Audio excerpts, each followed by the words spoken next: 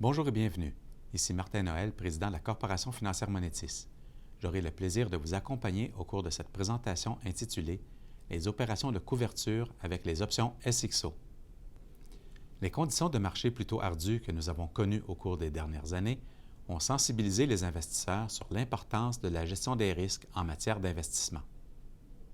Pour ce faire, certains investisseurs ont choisi de liquider leurs positions pour investir dans le marché monétaire, alors que d'autres ont plutôt tenté de tirer avantage de la volatilité des marchés en effectuant des opérations à court terme. Dans le cadre de cette présentation, nous verrons comment il est possible d'utiliser les options de vente afin de couvrir le risque de marché d'un portefeuille diversifié. Un investisseur ayant des inquiétudes à court terme pourrait acheter des options de vente sur chacun des titres qu'il détient dans son portefeuille. Comme nous avons pu le constater dans des vidéos antérieures, plus le prix des titres sous-jacents décline, plus la valeur des options de vente augmente. Ceci a pour effet de compenser en tout ou en partie les pertes subies suite à la baisse de la valeur du portefeuille. Cependant, puisque l'achat d'options de vente sur chacun des titres du portefeuille peut devenir fort onéreux, il est préférable d'acquérir des options de vente SXO, car un portefeuille diversifié aura tendance à fluctuer dans le même sens que le marché en général. Comme la prime des options SXO évolue en fonction des fluctuations de l'indice S&P/TSX 60, les options de vente SXO sont souvent utilisées par les investisseurs afin de couvrir les pertes pouvant résulter d'une baisse du marché. Tout comme pour les options sur actions, plus la valeur de l'indice S&P/TSX 60 décline, plus la valeur des options de vente SXO augmente. Ceci a pour effet de compenser en tout ou en partie les pertes subies par le portefeuille. L'achat d'options de vente de protection est une stratégie simple à utiliser qui procure de nombreux avantages. Premièrement, les options SXO sont moins coûteuses à utiliser et permettent une gestion du risque plus efficiente. Un autre avantage est le fait que les options SXO sont réglées en espèces. Par conséquent, les investisseurs ne sont pas obligés de vendre les actions de leur portefeuille afin de réduire le risque de marché et de les racheter ensuite une fois la menace disparue. Cela permet donc de réduire les frais de transaction tout en continuant à recevoir les dividendes versés par les sociétés et d'éliminer les impacts fiscaux liés aux opérations sur actions. Pour couvrir de manière optimale un portefeuille diversifié, il faut d'abord déterminer le nombre de contrats d'options SXO que l'investisseur doit acheter. On obtient le nombre d'options de vente SXO requis pour couvrir de manière optimale un portefeuille diversifié en multipliant la valeur du portefeuille par son bêta et en divisant le résultat par la valeur de l'indice S&P/TSX 60 multiplié par 10, soit le multiplicateur du contrat SXO. Dans un premier temps, nous devrons calculer le bêta du portefeuille, qui est un reflet de la volatilité des rendements du portefeuille en fonction de la valeur d'un indice de référence, en l'occurrence le S&P/TSX 60. Un bêta de 1 signifie que le portefeuille fluctue à l'unisson avec le marché, alors qu'un bêta inférieur à 1 signifie que le portefeuille est moins volatile que le marché. Finalement, un bêta supérieur à 1 signifie que le portefeuille est plus volatile que le marché. Prenons l'exemple d'un titre ayant un bêta de 2.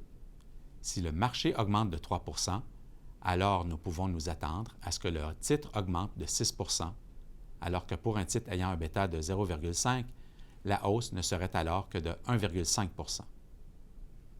Veuillez prendre note qu'un bêta positif signifie que le titre fluctue dans le même sens que le marché, que ce soit à la hausse ou à la baisse.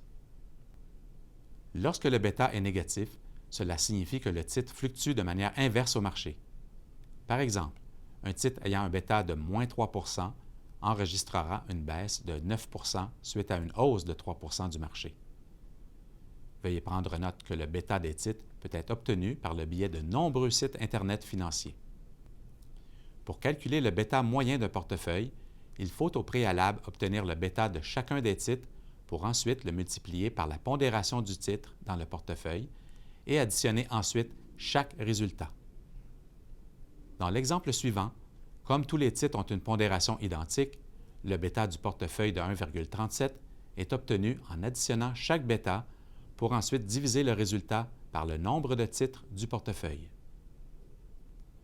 Prenons l'exemple d'un investisseur qui détient un portefeuille de 100 000 ayant un bêta de 1,37 alors que l'indice S&P/TSX 60 a une valeur de 660 et que des options de vente échéant dans 2 mois et ayant un prix levé de 660 sont disponibles au prix de 19 points d'indice. Afin de déterminer le nombre de contrats d'options de vente nécessaires pour couvrir le portefeuille, il faut multiplier la valeur du portefeuille par le bêta de 1,37 et ensuite diviser le résultat par la valeur obtenue en multipliant la valeur de l'indice S&P/TSX 60 par 10. Le résultat de 20,76 est arrondi à 21 contrats puisqu'il n'est pas possible de négocier des fractions de contrats. La valeur totale des contrats d'options de vente de 3 990 est obtenue en multipliant la prime de 19 points d'indice par le multiplicateur du contrat de 10 fois 21 contrats. Comparons maintenant les résultats d'une baisse de la valeur du portefeuille avec et sans la couverture. Dans le cas où l'investisseur n'utilise pas de couverture, en prenant le bêta de 1,37, une baisse de 10 de la valeur de l'indice produirait une perte de 13,7 ou de 13 700 pour une valeur finale du portefeuille de 86 300 Dans le cas où l'investisseur utilise la stratégie de couverture, en utilisant le bêta de 1,37, une baisse de 10 de la valeur de l'indice S&P/TSX 60 à 594 produirait également une perte de 13 700 pour le portefeuille. Cependant, une partie de cette perte serait couverte par la hausse de la valeur des options de vente qui valent maintenant 66 points d'indice. Cette valeur est obtenue en prenant le prix de levée de 660 moins la valeur de l'indice S&P/TSX 60 de 594.